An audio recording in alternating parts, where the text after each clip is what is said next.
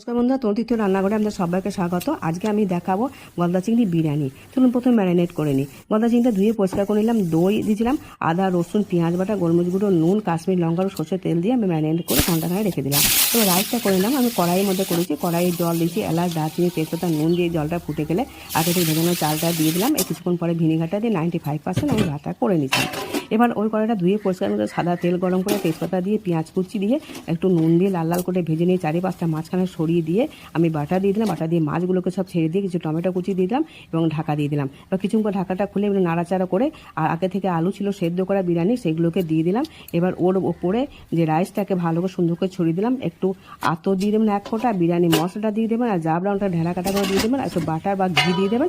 15-20 minute হালকা আঁচে ভাপের হতে দিন এবং গরম গরম পরিবেশন দেবেন। এত সুন্দর হয়েছিল খেতে যে কি বলবো।